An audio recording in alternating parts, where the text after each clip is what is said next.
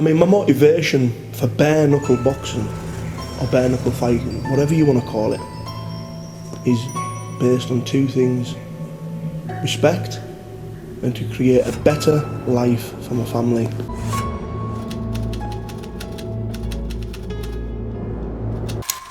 I mean, I don't come from a family of a line of fighters.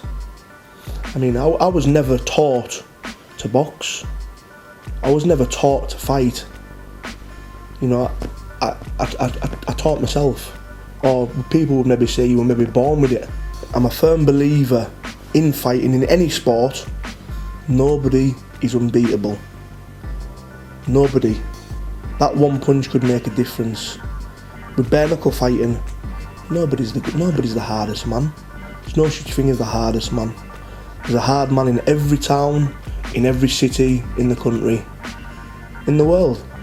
There's always a harder man than you in life.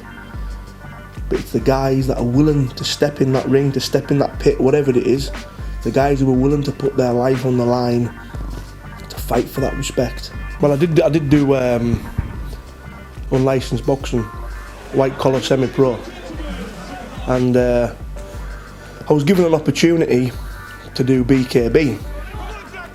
I had a phone call, and I was asked to fight a man called Leicester Bulldog, which was going to be my first BKB fight. And I mean, I've never looked back since that night on December the 8th. I enjoy BKB. I think I'm more suited to the sport, and you know, I mean, I do love bare knuckle fighting. Outside the ring, before the fight, I'm calm. I mean, I'm a gentleman. I mean, I do treat people with respect. But when it comes to fight night, my persona of everything else just completely changes. When I'm heading towards that pit to fight, whether it's in a ring or in hail bales, you know, I build that aggression inside me. I build it up. It's what it is when you're fighting, it's controlled aggression. You know, you do go in wanting to do as much damage to your opponent as possible, but to me, it's when I fight as a gentleman. I mean, my opponents, when I fight them, you know, I always put my hand out to offer my gentlemanship before the fight and at the end of a fight. But during the fight, you do what you need to do. I mean, I was maybe misquoted in an interview that I'd done in December. I said a couple of things that I maybe shouldn't have said.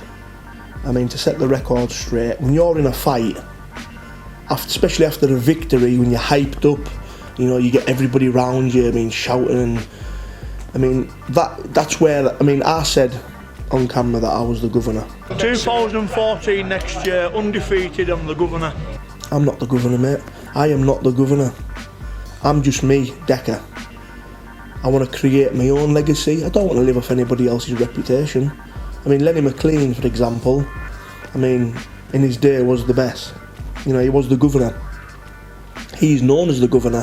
When people talk about the governor, Lenny McLean. When people talk about Roy Shaw, it's Roy Shaw. They have their own names set in stone. That's what I want. I don't want to live off anybody's reputation. I'll never be Lenny McLean. I'll never be Roy Shaw. I'll never be any of them top bare knuckle fighters. I'm me. I'm me. I mean, there'll never be people like that again. There'll never be a Roy Shaw, Lenny McLean. There'll never be people like that again. This is 2014 now. We're different breeds of fighter. We're different breeds. I'm not saying we're better. We're not better. We're different fighters to that era.